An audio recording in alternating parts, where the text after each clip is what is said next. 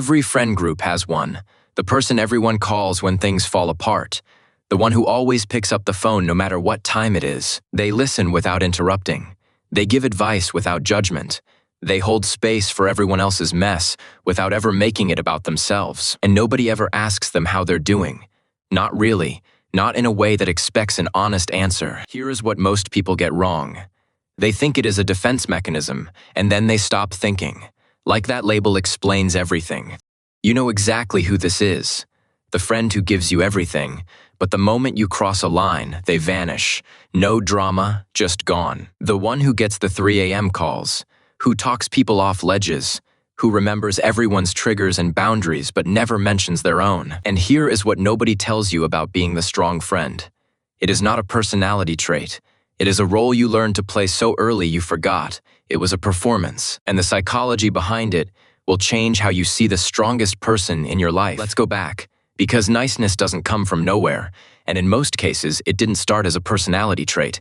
It started as a survival strategy. And here is what nobody tells you. It is not that they don't feel the pain. It is that they feel it so deeply they had to build another door out of it. And somehow, without anyone asking, you step into the gap. You become the easy kid, the one who doesn't need anything, the one who handles it. Not because you were strong, because someone had to be, and nobody else was volunteering. No instruction manual, no thank you. Just a kid who figured out that the house ran smoother when they swallowed whatever they were feeling. Psychologists call this parentification, when a child takes on the emotional responsibilities of the adults around them before they're old enough to drive. And the research on it is clear. Kids who are parentified don't stop caretaking when they grow up. They build entire identities around it, because their brain learned a very specific equation early on. My value equals my usefulness. If I stop being needed, I stop mattering. And nobody corrected that equation, because honestly, it was convenient for everyone around them. The easy kids stayed easy. The strong friends stayed strong. And that equation doesn't announce itself. It just runs in the background like an operating system you never installed on purpose. And here is what is fascinating. The strong friend doesn't just tolerate being the caretaker. They're often terrified of the alternative. Because if they stop being useful, if they stop holding everyone together, then what are they? Who are they without the role? Psychologists call this functional identity fusion. Your sense of self becomes so tangled with the caretaking role that removing it feels like removing you. It is not that they enjoy the burden. It is that the burden is what makes them feel real. Take it away and they don't feel free. They feel empty. A quiet Friday night should feel like a gift. Instead, it feels like something's wrong, like they're forgetting someone who needs them. But here is the thing. There is a third layer most people miss completely, and it has to do with anxiety. Not clinical anxiety necessarily, just the everyday kind that hums underneath. When you grow up communicating through text, you lose tone, facial cues, all the nonverbal information that makes up most of human communication. Everyone thinks she just left the dinner early because she was tired. She was tired, just not the kind they meant. And they can't tell anyone, because the moment they show weakness, two things happen that terrify them. First, people panic, because if the strong one isn't okay, then nobody is. The anchor broke loose, and now the whole ship feels like it is drifting. Second, and this one cuts deeper, people don't know how to hold space for them, because nobody's ever had to. The strong friend has never taught anyone how to take care of them, because they never learn themselves. And there is this cruel pattern that builds over time. The more you caretake, the less people offer to caretake you. Not out of cruelty, out of trust. They trust that you are fine, because you told them you were, because you've always told them you were, because that is your whole thing. Psychologists call this the helper's paradox. The better you are at supporting others, the less support you receive, because competence gets mistaken for invulnerability. The research shows caretakers consistently underreport their own distress, while overestimating how much support they're receiving. The gap is almost always invisible to both sides. And your friends aren't being selfish. They genuinely believe you don't need what they need, because you are so good at pretending you don't. And every time you delete that text, every time you swallow the honest answer, the wall gets a little higher, a little thicker. And here is the part that nobody's ready for. The strong friend doesn't just burn out, they disappear. Psychologists call it alexithymia, adjacent behavior.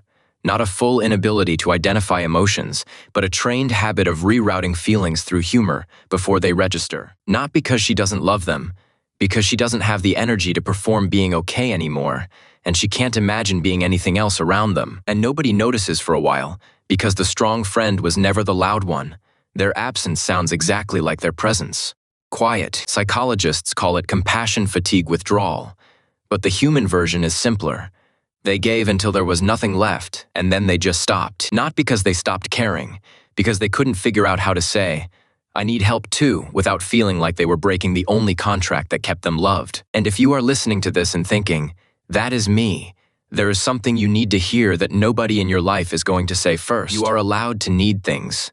You are allowed to fall apart. You are allowed to be the one who calls at 3 a.m. for once. And it won't break the people who love you. If it does, they weren't holding you up in the first place. They were just leaning on you. The real ones will stumble. They'll say the wrong thing. They won't be as good at it as you are, and that is okay, because being held badly by someone who is trying is infinitely better than holding yourself together perfectly while nobody watches. The cracks don't make you weaker. They make you visible, and visible is the one thing the strong friend has spent their whole life avoiding. They come from the person who watched, who waited, who let the noise pass through them, and then offered you something the noise never could. Clarity. Because underneath all the spreadsheets and timelines, it is a person trying to feel safe enough to be seen. That is the whole thing, and that sorting hurts. It is supposed to hurt, because you are finding out what was real this entire time and what was just convenient. And yeah, some of them don't survive it. Some people only know how to be around the version of you that holds everything, the strong version, the performing version. But the ones who stay, the ones who say, "I didn't know you were going through that, tell me more." Those are your people, and they were there the whole time. You just never gave them the chance to show up for you because you were too busy showing up for everyone else. Because being strong was never the problem. Being strong alone was the problem. And you don't have to be anymore. It turns out the people who loved you were never waiting for you to be strong. They were waiting for you to be honest. Not because you are broken, not because you failed at the one thing you thought you were here to do, but because the strongest thing the strong friend can do is finally say 5 words nobody expected. "I am not okay right now." And those 5 words won't end you. They'll start something. Something you've been waiting for without knowing you were waiting. Chance to be loved for who you are instead of what you carry. And that might be the scariest and most necessary thing you've ever done. It starts small. One honest answer to "How are you?" One text you don't delete. One night you let somebody else hold the weight. If any of this hit home, if you recognized yourself or someone you love in that quiet exhaustion, I genuinely appreciate it if you hit subscribe. And if you want to support these deep dives, that join button means the world. Now go check on your strong friend, not with, "Let me know if you need anything," with, "I am coming over. What do you need?" Trust me, they won't ask, so you have to.